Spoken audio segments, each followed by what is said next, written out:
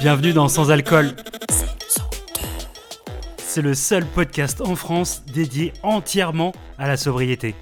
En 3 mots, on assume, on inspire, on transforme. Sans alcool. Bonjour et bienvenue dans le podcast Sans Alcool. Aujourd'hui, j'ai l'énorme chance de recevoir Sabrina Ouazani. C'est une actrice et une réalisatrice talentueuse.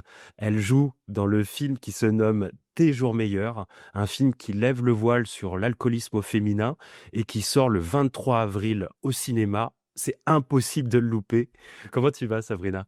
Ça va super bien. Je suis très très contente d'être avec toi aujourd'hui et de pouvoir parler et de ce film dont je suis fière et de ce sujet si important. Pour commencer, je vais juste te lire un petit truc que j'ai écrit pour te mettre un peu dans le contexte. Je te le lis. Alors, il faut que tu saches que j'ai qualifié Elsa Bennett, la co-réalisatrice du film Des jours meilleurs, de guerrière du cœur, car elle s'est battue pendant 6 ans contre des préjugés. Elle a enfoncé des portes pour que le film voie le jour. Je voulais en profiter pour te féliciter d'être une alliée puissante. Tu es une porte-parole, sans filtre, sans faux semblant. Au-delà de l'aspect du divertissement, il y a pour moi dans ce film un acte militant.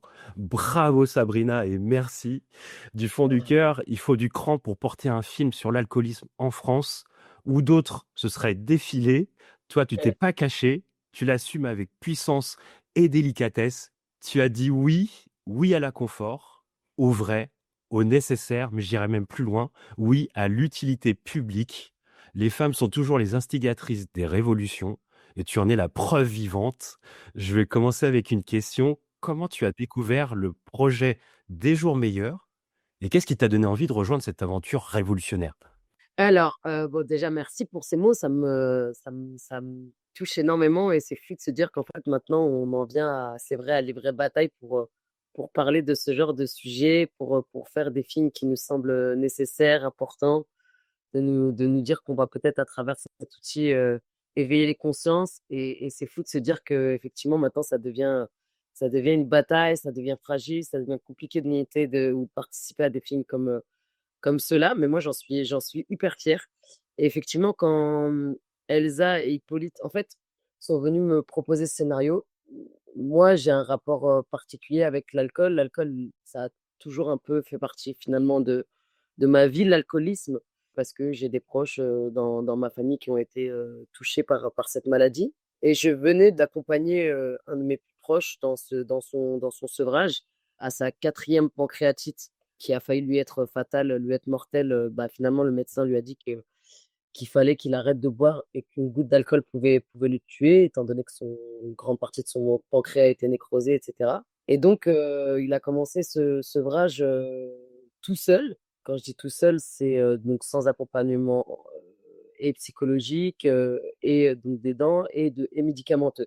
Et ça, c'est important parce qu'à un moment, j'aimerais bien qu'on finisse par revenir sur ce sujet-là et par dire à quel point c'est important et nécessaire parce qu'effectivement, moi, j'avais pas conscience et je me disais, bah, c'est génial, voilà, il prend les choses en main, et il le fait et ça nous rend fiers. Et puis, quelques mois plus tard, là où normalement ça se déclare entre 6 et 2 jours, il a développé un syndrome qui est le délirium tremens. Ah zut. Donc ça a été un long parcours du combattant pour l'accompagner dans ce sevrage et dans ce syndrome qui s'est développé face à la maladie et face à l'alcoolisme et face à cette volonté d'arrêter. Et donc voilà, ça a été compliqué et je sors de cette année qui finalement a duré bien plus que ça, mais de cette année d'accompagnement au sevrage de ce proche qui m'est si cher. Et j'ai Elsa et Hippolyte qui viennent me proposer des jours meilleurs. C'est fou la vie, hein. C'est complètement dingue. Ouais. C'est fou la vie, c'est fou parce qu'effectivement, on se rend pas compte de ce qu'on traverse, du combat que c'est et de à quel point ça peut être compliqué, à quel point en même temps ça peut être salvateur évidemment. Et donc quand j'ai rencontré mes 2 réalisateurs et qu'ils m'ont parlé du sujet du film, je me suis dit: «OK, mais ça, c'est le bon Dieu». Je te jure que je me suis dit: «Mais c'est comme un signe du ciel pour me dire: "OK, bah, comment"» parce que j'y pensais évidemment et que je me disais: «Mais c'est important de transmettre ça, c'est important de sensibiliser les gens, à ça, aux problèmes d'alcool, à tout ce qui peut être lié à ça et tout ce qui peut en découler ensuite.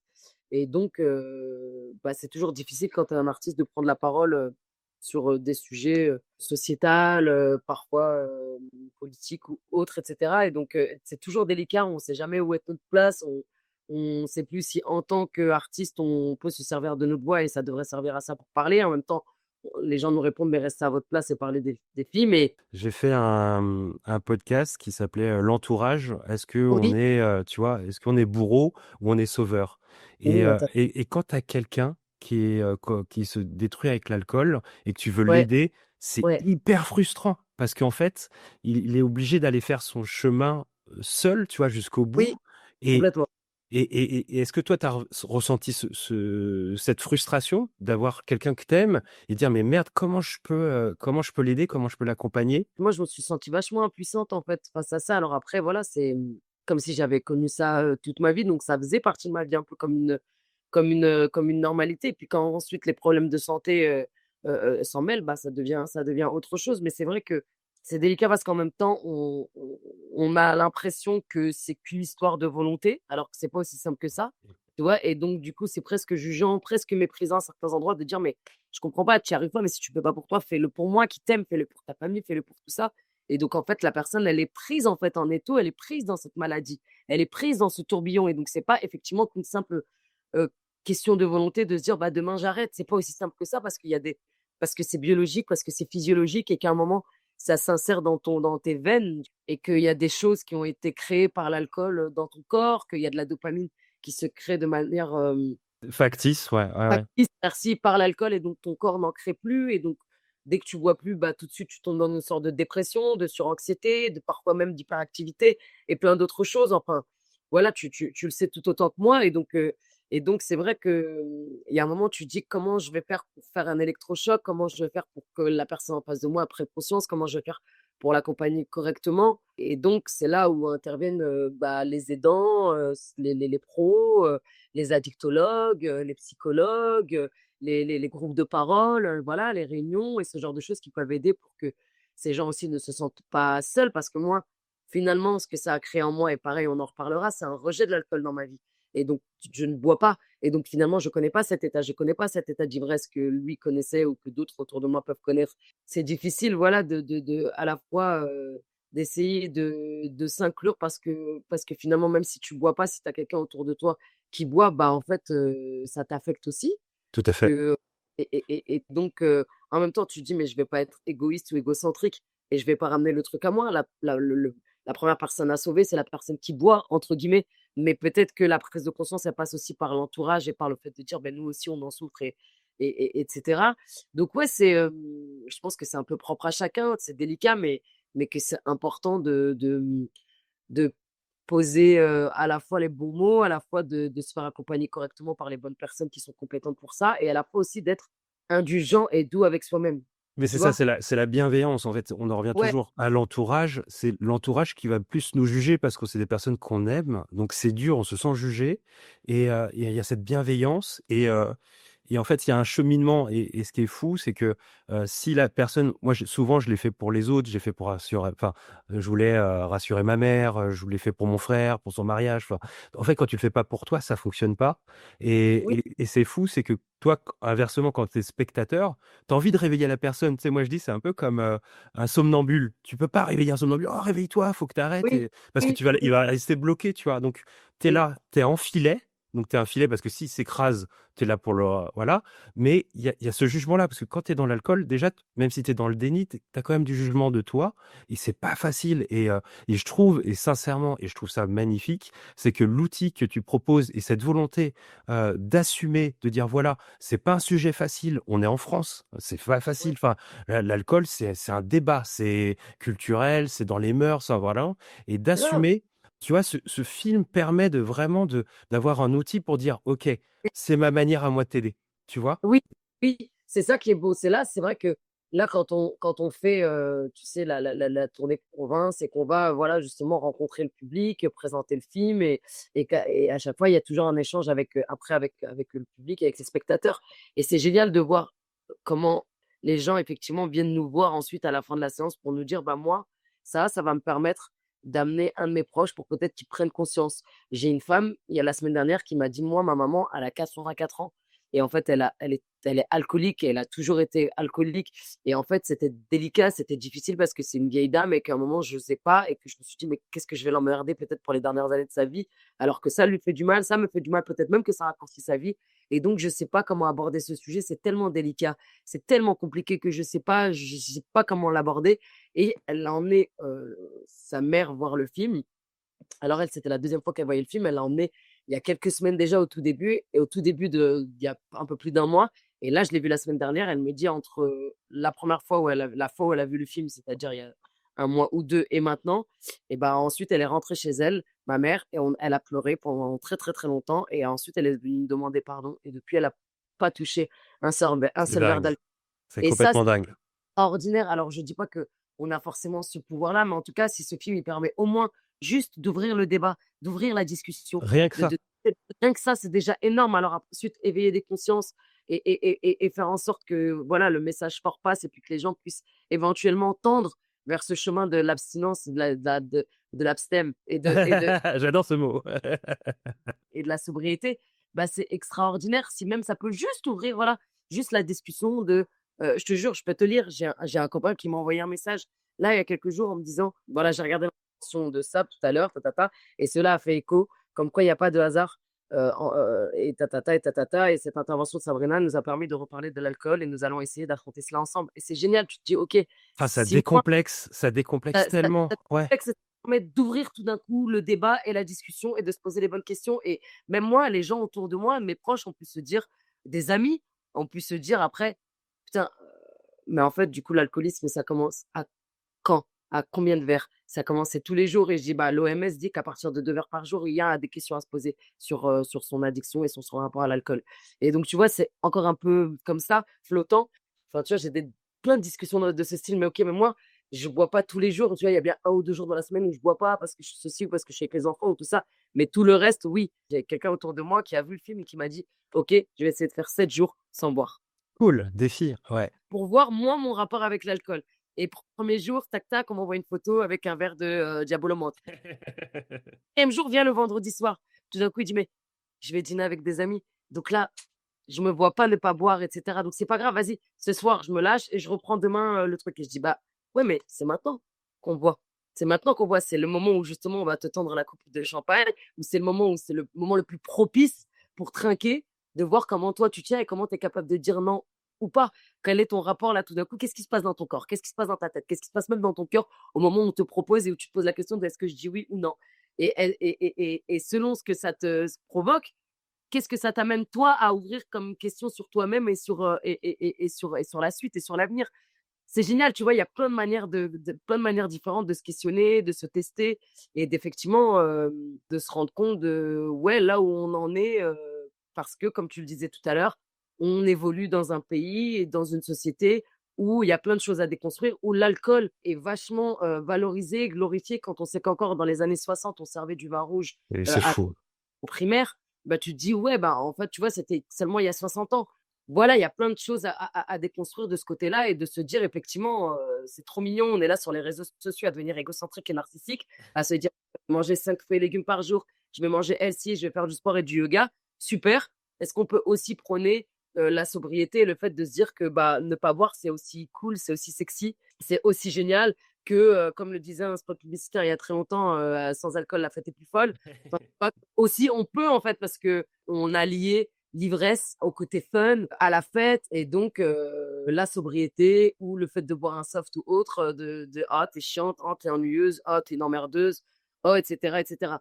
Donc je pense qu'il y a, c'est un sujet hyper complexe et passionnant et je pense qu'on pourrait en parler, on pourrait ce podcast, tu vois? Et moi-même, je vais à droite, à gauche, C'est mais cool parce qu'en plus, en fait, il est prenant ce débat et ce sujet parce que, oui, tu sais, il y a le côté aussi, on en revient aussi au rapport à l'alcool, tu vois? Ton personnage, moi, pour moi, c'est l'alcool festif. oui, Mais des Alice, ton personnage s'appelle Alice dans le film, oui, oui, mais des Alice, il y en a des millions, en fait. Parce exact. que moi, je me disais, pas alcoolique, je me disais, «Je suis le plus gros fêtard de Paris, Ouais, je rentre dans les boîtes de nuit, je fais rentrer les gens, après je vais en after et après je retourne» et les gens me regardaient avec des yeux comme ça en disant: «Mais il a une vie extraordinaire» et j'ai l'impression que j'étais hors société, tu vois? Et en fait, je me cachais derrière cette image et ce personnage qui était sous alcool, tu vois? Ce film, je l'ai fait parce qu'effectivement, comme je le disais tout à l'heure, c'est un film nécessaire, important, indispensable, essentiel en fait pour moi. Et que je fais aussi ce métier-là pour ça, pour réveiller des consciences, pour faire passer des messages forts, pour ouvrir le débat, pour amener certaines, la discussion là où elle n'a pas l'habitude de l'être. Et le personnage d'Alice et aussi les autres personnages, j'ai aimé lire d'abord dans un premier temps ce scénario et les voir ensuite se composer, s'écrire et se créer à travers mes merveilleuses partenaires, de voir toutes ces actrices et tous ces différents types de femmes qui sont représentées dans ce film et qui nous parlent parce que moi, le personnage de Diane interprété par Michel, bah, il me parle. J'ai une Diane comme ça un peu dans ma vie. Le personnage de Valérie, Suzanne, cette maman de famille qui va perdre la garde de son gosse et c'est ça qui va un peu servir d'électrochoc et de OK, il faut que je me prenne en main. Et ce personnage d'Alice qui est donc effectivement une grande fêtarde. Sa phrase à elle, c'est moi je suis pas alcoolique, j'aime juste faire la fête. Et donc c'est fou parce que je suis allée à une soirée il y a pas longtemps et j'ai entendu une copine dire moi je vous couche tous moi. Et j'ai dit mais je vous couche tous de quoi? Et j'étais là, moi je suis votre Sam déjà, donc c'est moi qui conduis et qui vous ramène après. Donc, mais à un moment j'étais en train de la regarder, je me disais mais là t'es fière de dire que tu nous couches tous en fait, que tu couches tout le monde et donc il y a une sorte de fierté de dire bah je peux aller plus loin dans l'ivresse, c'est juste celle qui tient le plus. Et en fait c'est fou de se dire ok on a démystifié tellement les dangers de l'alcool, comment ça peut agir sur notre corps, sur le court, sur le moyen, mais aussi sur le long terme, à quel point on peut se détruire, à quel point on peut détruire sa vie, mais on peut en détruire d'autres, à quel point l'alcool au volant, c'est dangereux. Et donc, le nombre de morts liés à l'alcool, eh ben, il est énorme. Et donc, ouais, ce personnage d'Alice, il me parle parce que c'est une nana qui se dit que toutes les occasions sont bonnes pour trinquer, qui derrière ses apparences de grande fêtarde, de grande gueule, de beaucoup d'énergie, de meuf un peu extravagante, extravertie, enfin, qui pourrait presque être dans la vie, on pourrait l'imaginer avec le sourire et toujours l'optimisme et toujours le bout en train, et qui finalement, derrière ce déguisement aussi, et vous le découvrirez à travers mes, mes, mes costumes dans le film, finalement cache. C'est un clown triste. Ouais, c'est-à-dire que c'est une grosse carapace sous lequel derrière se cache une fragilité, une vulnérabilité. C'est cette nana qui se rend pas compte de à quel point elle sombre et à quel point effectivement elle va retrouver du réconfort dans l'alcool ou en tout cas une sorte d'oubli de soi-même et un désamour de soi-même finalement. Donc après, je trouve que ce film il est intéressant parce qu'il questionne aussi de l'origine et de comment on en est arrivé là. Comment on est arrivé à l'alcool? Quelle a été notre rencontre avec l'alcool? Qu'est-ce qui a fait qu'à un moment l'alcool a été notre allié? Ouais, c'est hyper juste. C'est vraiment, pourquoi, au final, pourquoi je bois? Est-ce que c'est pour Oui, oublier oui, des traumas de la jeunesse, peut-être, ou pour résoudre quelque chose, ou j'ai pas réussi à résoudre un problème? Donc, il y a toujours, c'est ça qui est très fort. Et ce que tu disais tout à l'heure, moi, je compare toujours un peu au confinement. Au moment du confinement, les gens se retrouvaient avec soi. Tu sais, se ouais, retrouver avec soi, ouais, c'est puissant, hein. Tu vois, on est tellement dans une société où faut toujours être en action, toujours faire quelque chose, toujours être stimulé. On s'est retrouvé ouais, avec soi et on s'est dit: «Putain, mais en fait, je pourrais manger mieux, cuisiner», tu vois? Tu avais du temps pour cuisiner, tu avais du grave, temps pour te faire du bien. Tu t'es posé des questions sur ton taf aussi. Beaucoup de gens se sont dit: «Est-ce que je fais vraiment ce que j'ai envie dans la vie?» ouais, Et il y a aussi ce rapport à l'alcool, tu vois? Se dire: «Ah ouais, mais en fait, est-ce que j'en ai vraiment besoin? Est-ce que ça me fait vraiment du bien?» Tu vois? Et ouais, et et trouver les origines et quand tu prends du temps pour toi, c'est ce qu'on se disait tout à l'heure, ce qui est cool, en fait, c'est notre originalité, c'est notre différence, c'est d'être sobre et naturel et d'être cool, tu vois? Et c'est ça la vraie, je sais pas si tu le ressens toi, mais moi, en soirée, maintenant que je suis passé de l'autre côté de la barrière, à un moment, quand les personnes sont alcoolisées, il y a plus cette connexion, tu vois? complètement, complètement. Tu sais, C'est nous, on dit souvent: «Allez, à 1 heure, 2 heures grand max, il faut partir» parce que c'est là où tu as tous les mecs un peu bourrés qui font n'importe quoi et qui commencent à danser par terre et appuyer ça où sont les bonnes limites. Il faut se barrer. Mais c'est vrai que et puis il faut se dire aussi que la spirale entre, la descente, entre je prends juste un verre et je m'éclate et je découvre et c'est fun et je finis dans un niveau où je finis, mort bourré, où je sais plus ce que je dis, où je fais n'importe quoi, où juste tout d'un coup je deviens addict en fait et ça devient ça devient quelque chose d'indispensable à ma vie et à mon état d'être et à mon avancement dans la vie. Ça va vite en fait, ça va très très vite et c'est ça qui est dangereux, c'est que c'est pernicieux, ça rentre assez vite dans notre corps, dans nos habitudes. c'est tellement normalisé Oui, qu'en fait, là, ce film et toi, en porte-parole, et je le redis encore, bravo voilà, d'avoir l'étendard et d'assumer parce que tu le disais tout à l'heure, même pour une carrière, est-ce que ce sujet, tu vois, c'est pas facile, tu vois, c'est tabou et en fait, grâce à ce film et grâce à vous, des comédiennes qui assument, bah, ça permet de normaliser et je trouve que c'est important aussi parce que les gens, il y a un côté identitaire. Tu sais, moi, quand j'ai arrêté de Oui, boire, tu parlais tout à l'heure au bout de 7 jours, il va reprendre un verre et c'est là qu'il y a la discipline qui commence. La ouais. discipline, c'est dur. On le dit, c'est 3 mois, tu as de la fausse dopamine dans le cerveau, c'est physiologique, Ton c'est corps qui compliqué. commence à recréer de la dopamine par lui-même, à comprendre qu'il faut qu'il sécrète de la Mais c'est dopamine par ça et en plus, tu le disais aussi, il y a l'entourage. L'entourage, si oui, tu rejoins tes potes en terrasse boire du rosé, putain, tu es là, tu es là: «Waouh!» et donc l'entourage aussi est important. Mais, quand tu arrives à passer ce cap et que ça devient identitaire pour toi, moi, je suis quelqu'un qui boit pas, alors que pendant 20 ans, j'ai picolé grave, tu vois? Il y a un côté hyper identitaire et grâce à vous, qui est, je trouve, des figures, où les gens se disent: «Putain, mais Sabrina, je l'adore, elle est culottée, en même temps, elle a cette délicatesse, elle a du punchy et je l'aime beaucoup. Ça va me permettre de m'identifier et de dire: «Si Sabrina, elle le met en avant et bah, c'est cool», tu vois?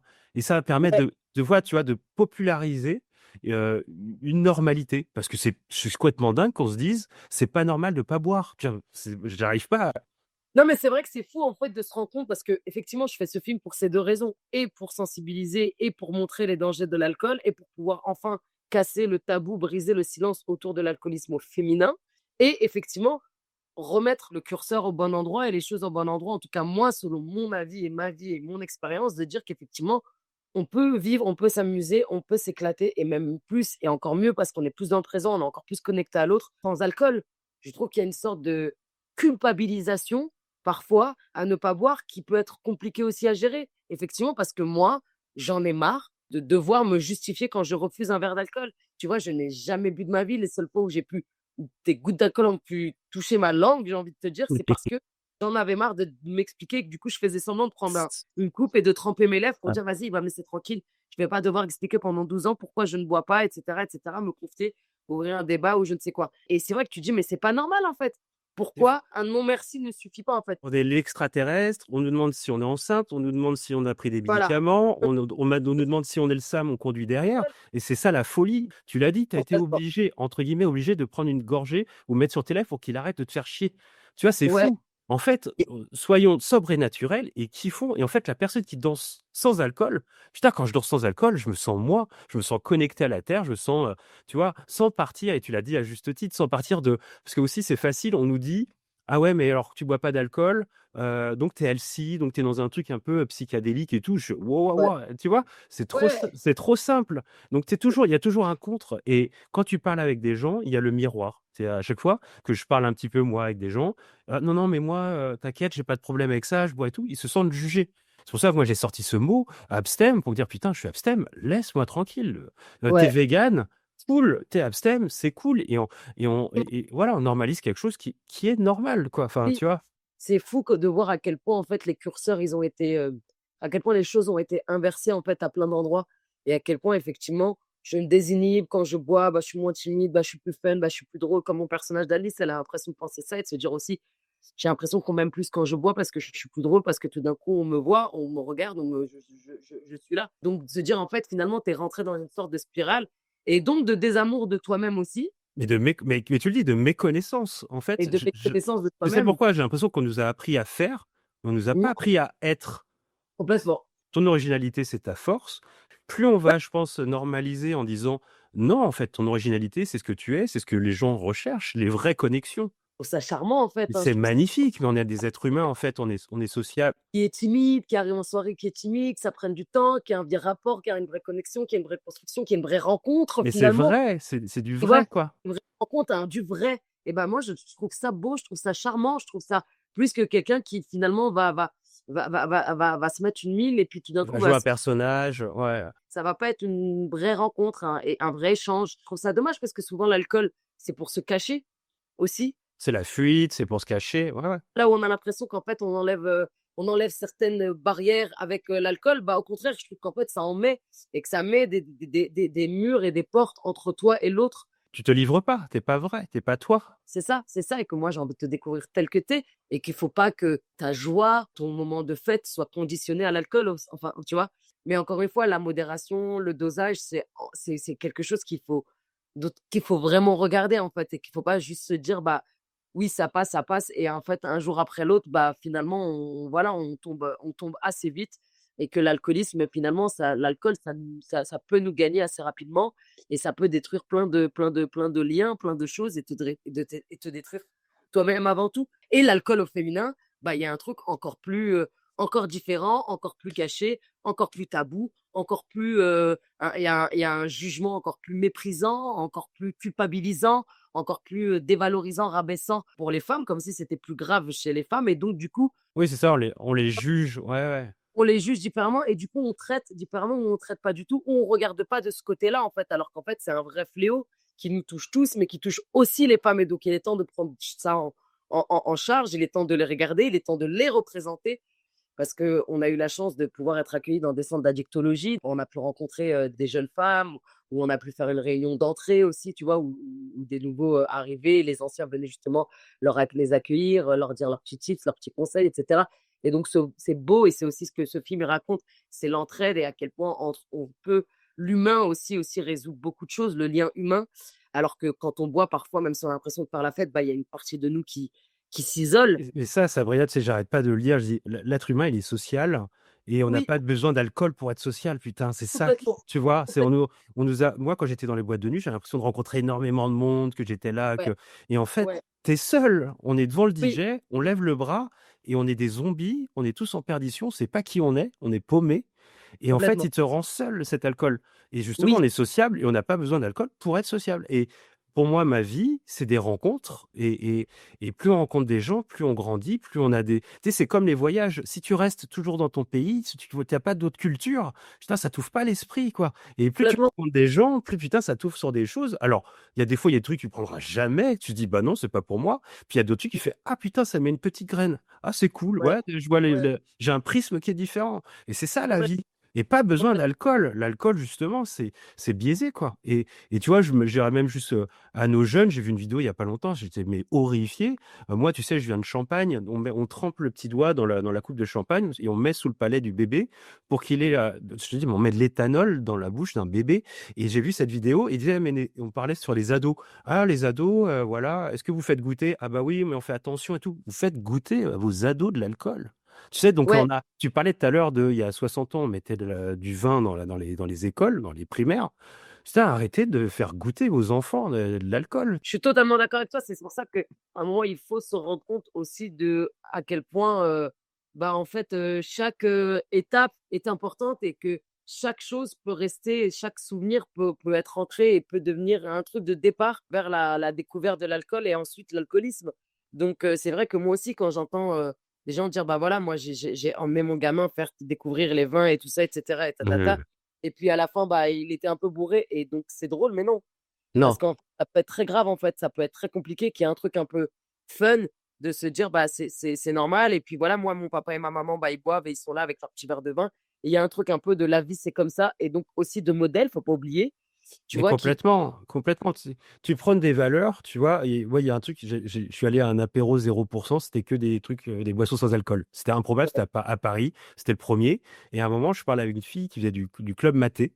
Elle me dit, tu sais que moi, jusqu'à mes 15 ans, pardon, jusqu'à mes 15 ans, mon papa, il buvait pas à la maison et ma maman si. Et jusqu'à mes 15 ans, avant de sortir vraiment, je pensais que les papas ne buvaient pas.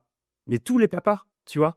Donc comment tu peux normaliser les choses? se rend Donc, compte, ouais, si tu montres que c'est normal de pas le faire, ça devient oui, normal. J'ai mes parents des années 80-90, je peux pas les blâmer, moi je vais faire des conneries aussi, on peut pas les blâmer. Mais quand ils fument dans la bagnole et qu'après ils disent faut pas fumer la cigarette, ça marche pas, voilà. Tu vois? complètement. Et c'est important. Et quand on va justement aider quelqu'un qui est dans l'addiction, dans l'alcool, c'est bien aussi de lui montrer que c'est possible que non. Quand tu dis à quelqu'un de bien manger, faut bien manger. Enfin, tu vois, faut aussi être, Oui, tu vois, oui, complètement, complètement. Moi, c'est vrai que pour le coup, j'ai grandi plutôt dans une famille où c'était plutôt, tabou, et effectivement, s'il y a pu avoir, une cigarette ou un verre d'alcool, et bah, c'était toujours plutôt caché, c'était pas à table, c'était plutôt dans la cuisine, justement pour montrer que c'était pas, un exemple à suivre, que c'était pas quelque chose, forcément à reproduire. Mais tu vois, j'ai commencé moi ce métier assez jeune, j'ai commencé à 13 ans et donc Ah ouais. finalement assez vite sorti de mon coco familial et je me suis assez vite retrouvé sur des tournages, dans des fêtes de tournage, dans des Ouais, pots, dans un milieu d'adultes.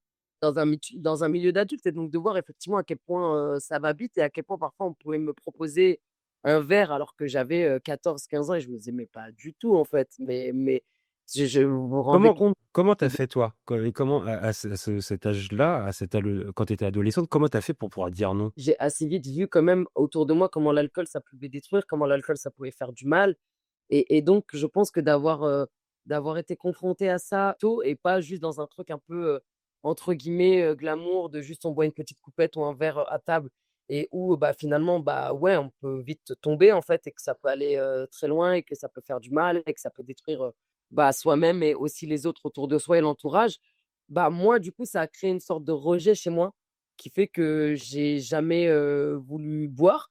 On m'a toujours taxée de chiante, de chieuse, d'ennuyeuse, de pas fun, de tout ce que tu veux, et cetera et ça a pas été simple, je t'ai dit, au point qu'il y a parfois des moments où j'ai cédé en disant: «Bah, oui, vas-y, oui, merci, avec plaisir» et que je passe une soirée, 2 heures à avoir mal au bras parce que enfin, c'est pas avoir mal au bras, j'exagère, à tenir mon verre, mais juste pour faire semblant et juste pour que personne ne vienne, m'emmerder. Tu vois? Parfois même à vider mon verre dans le verre d'à côté. Donc même moi, je me rends pas compte de ce que je fais parce que du coup, moi, j'en prends pas, mais je donne double dose à la personne à côté de moi qui est là: «Ah ouais, trop bien!» Tu te rends pas compte qu'en fait, bah, tu intensifies sa consommation finalement et que c'est toujours un pas de plus vers une éventuelle, chute, une éventuelle, addiction. Bah, il y a des fois, soit je cédais comme ça, soit c'était pourquoi et effectivement, on va me parler de ma religion, on va parler de est-ce que j'ai des problèmes d'alcool? Est-ce que je prends des médicaments? Est-ce que je suis enceinte? Est-ce que ceci? Est-ce que cela? Et donc, c'est que depuis très peu de temps que depuis qu'on me dit: «Pourquoi?» bah, je réponds: «Bah, pourquoi pas?» Génial. Tu vois? Mais franchement, ça m'a mis du temps et il a fallu que je comprenne aussi parce qu'il y a des moments où ça me mettait en colère. Je me disais: «Mais putain, mais pourquoi on me laisse pas tranquille?» Tu vois? Et c'est une grande discussion que j'ai eue aussi avec Michel Larocque, justement, qui interprète, Diane dans Nos jours meilleurs, où elle me disait: «Mais Sabrina, tu sais, parfois, les gens» mais tu l'as un peu évoqué tout à l'heure, ça les renvoie, eux, à leur «échec» entre guillemets, au fait qu'eux, ils boivent, qu'eux, ils puissent pas s'en passer, ils peuvent pas s'en passer finalement et donc ça les renvoie à leur consommation à eux, le fait que toi tu dises non, tu dis: «Bah, putain, mais moi, je l'ai ce verre et moi je suis trop content de l'avoir et j'imagine pas ma soirée sans ça, quoi». Ou alors, tu vois, moi j'ai des amis, quand on arrive à un endroit, le premier truc qu'ils font, c'est se diriger vers le bar. Même on arrive à un anniversaire, mais bien on va dire, bon anniversaire à la personne qui nous reçoit, avant d'aller non mais tu vois? Et donc parce qu'effectivement, le premier moteur pour sortir, le premier moteur d'être là finalement, c'est l'état dans lequel on va se mettre j'utilise le mot ivresse, mais c'est un mot un peu joli. En vrai, Ouais. ça va beaucoup plus loin que de se mettre, d'être complètement saoul et donc tu dis: «Mais tu es pas au bon endroit, tu es pas à l'endroit de juste t'amuser avec moi, t'éclater, venir fêter ce jour un peu C'est tellement important. fun». Tu sais, j'ai l'impression que la sobriété, c'est pas une impression, j'en suis sûr, c'est qu'en fait, tu veux des moments de qualité. En fait, tu Ouais, recherches des moments de qualité ouais, où tu es ouais, toi. Et en fait, tu vois, ouais. quand tu m'expliques que moi, j'étais comme ça, hein, j'arrivais dans une soirée appart où j'étais en after et tout, j'allais direct chercher à boire. Oui, Si tu sais qui tu es, c'est pas facile, hein, c'est un travail. Hein. Faut aller chercher. Si tu as des petits trucs qui sont passés dans ta jeunesse, des traumas ou de savoir qui tu ouais, es. Quand tu sais oui. qui tu es, c'est fou, mais après le regard de l'autre, en fait, tu t'en fous et tu recherches les bonnes connexions et tu recherches les bons endroits, qui sont qualitatifs et tu t'entoures de personnes qui, t'aiment sobre et naturel et c'est cool.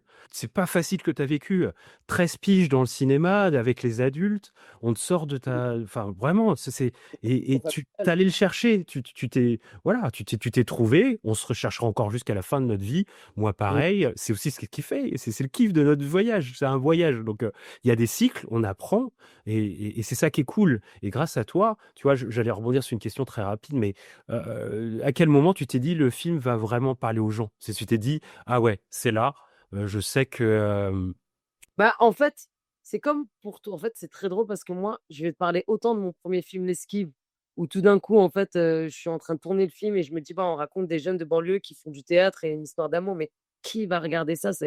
Je comprends pas qui est-ce que ça va intéresser. Enfin, pour moi, un film, c'est des bagnoles qui se crachent, c'est des casse-têtes et des explosions. Je me suis dit: «Mais qui va vouloir regarder L'Esquive?» Et finalement, le film cartonne et cetera et cetera et il fait que j'en suis là aujourd'hui et en fait, j'ai toujours un peu avancé comme ça de me dire tu peux rien projeter en fait sur un film parce que tu sais pas s'il va rencontrer son public, tu sais pas s'il va avoir une belle vie, tu sais pas s'il va résonner dans le cœur des spectateurs, dans la tête des gens qui vont. Est-ce que ça va faire écho à leur histoire? Est-ce qu'effectivement, le but c'est ça. Mon but de ce film, c'est d'amener les gens à se questionner, c'est d'apporter peut-être un outil pour ouvrir le débat, pour aller vers la sobriété, pour se poser des questions sur son rapport à l'alcool. Dans un premier temps, c'est quand on a fait une grande projection avec France Addiction, je crois, ça s'appelle.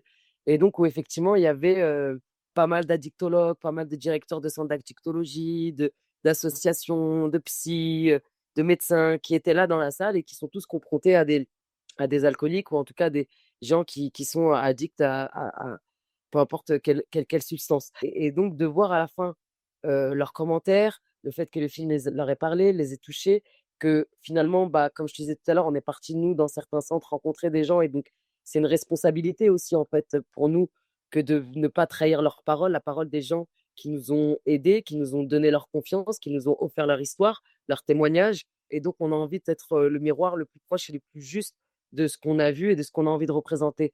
On a envie d'être sincère, d'être dans une démarche honnête. Et ça l'est, je te coupe, c'est hyper impoli, mais en plus, je le rajoute, vous êtes à nu, entre guillemets, parce qu'en plus, Oui, vous donnez de votre personne, vous n'êtes pas maquillé. Je trouve ça fabuleux. Ouais, vraiment, tu vois. je suis contente je suis trop contente de, voilà, pour moi, c'est un trop beau cadeau, en fait, d'avoir ce genre de discours, d'avoir ce genre de retour. Et effectivement, quand tu te retrouves à une projection et là, en l'occurrence, avec des professionnels qui sont confrontés à ça au quotidien, qui nous disent, mais ça nous parle, c'est ça ton vie, c'est ça que c'est pas ma traverse, c'est ça, c'est ça le message qu'il faut faire passer. C'est quasi, enfin, documentaire à certains endroits, etc. Tellement on s'y croit, tellement on y est. Bah là, on s'est dit, OK, on est au bon endroit, on a trahi personne et on est dans le bon dosage, le bon équilibre pour faire passer le message qu'on a envie de faire passer. Ouais, on est au bon endroit. Ça, déjà, c'est important parce que cette responsabilité, elle nous tient à cœur. Moi, à titre personnel, elle me tient à cœur vraiment, vraiment. Et ensuite, donc là, tu dis, OK, c'est une super belle étape de passer. Maintenant, je vais être fière et contente de pouvoir aller présenter ce film au public. Et quand à la fin, tu demandes, est-ce que, bah, fatalement, finalement, vous êtes, qui est touché par la maladie, de près ou de loin? Qui est touché soi-même ou quelqu'un de ses proches, de sa famille est touché par l'alcoolisme? Levez la main et que tu as quasi toute la salle qui lève la main et que tu sais que donc ce film leur a parlé, les a bouleversés ou va les aider par la suite. Et bah là, tu dis, OK, on a fait le taf, entre guillemets. Tu vois, on a fait ce film pour les bonnes raisons et finalement, je crois que le contrat est rempli dans le sens de, bah, on sait pourquoi on l'a fait et finalement, ça marche et ça arrive au cœur des gens et sans, tu vois, strass et paillettes, on est juste nous, sincères avec notre cœur, nos tripes, notre discours, ce qu'on a à dire. Je suis curieuse de voir comment les gens vont accueillir ce film, comment les gens vont être curieux ou non, parce que déjà, finalement, je me rends compte que parfois dans les médias, c'est un peu difficile, que finalement pour promouvoir ce film, c'est plus délicat qu'un autre. 6 ans, Elsa Bennett, Ouais. 6 ans pour que du A à Z, 6 ans, c'est Oui, complètement fou.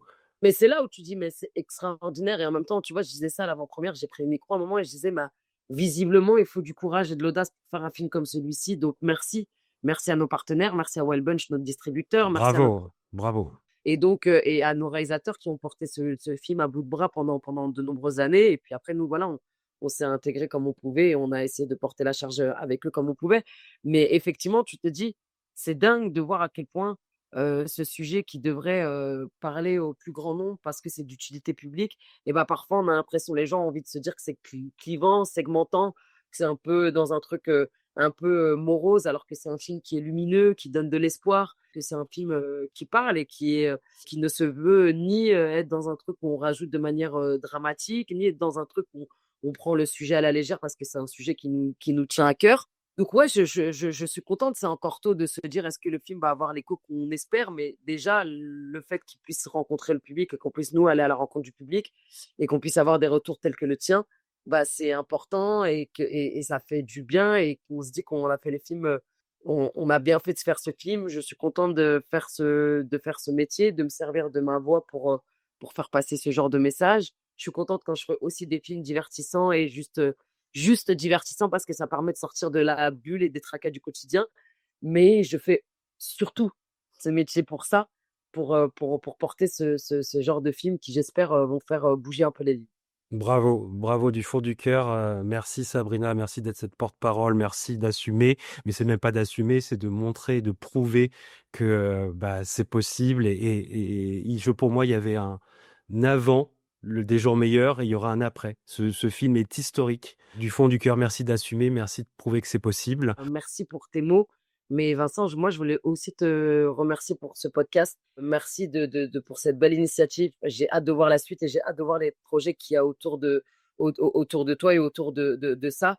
Mais c'est aussi autant que ce film, un podcast qui est nécessaire et qui est important, que le message, il est fort, que bah, pour toi aussi, c'est pas forcément facile j'imagine, de porter un podcast comme celui-ci, de te livrer sur ton histoire. Donc, merci de nous livrer cette, ton vécu qui est effectivement si inspirant pour moi et pour d'autres. Merci de me donner la parole et de nous donner de la visibilité et de parler de notre film. Donc voilà, juste merci pour ce podcast parce que en dehors de l'artiste que je suis, il aide aussi l'humain et l'être que je suis et ça fait du bien et je vais pouvoir aussi le conseiller parce que il permet, tout comme j'espère des jours meilleurs, d'éveiller des consciences et de parler de ça et de se dire qu'effectivement la vie elle est belle, elle est même plus belle sans alcool. On met des petites graines.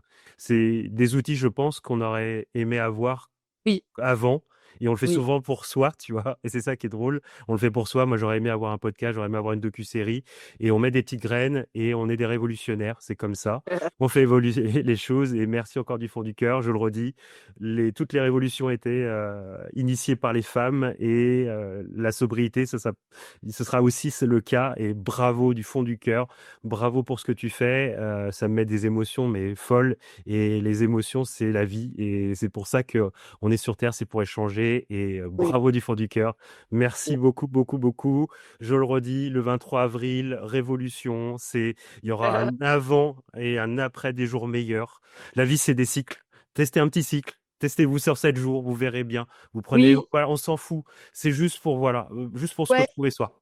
et c'est important de dire qu'effectivement, en fait, c'est beau et d'initier, le début du parcours et du chemin, vers la guérison, mais que voilà, on fait de son mieux et que parfois, on chute, que parfois c'est compliqué, qu'il y a des jours qui sont, plus difficiles que d'autres, mais qu'on fait de son mieux et qu'il y a des gens qui sont là, pour vous accompagner, pour vous écouter, pour vous aider et mais voilà, chaque chose en son temps. Petit à petit, l'oiseau fait son nid De et roue. voilà, vers une vie sans alcool et voilà comme on peut avec les moyens qu'on peut.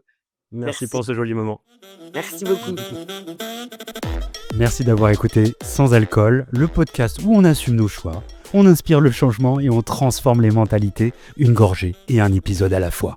Sans alcool.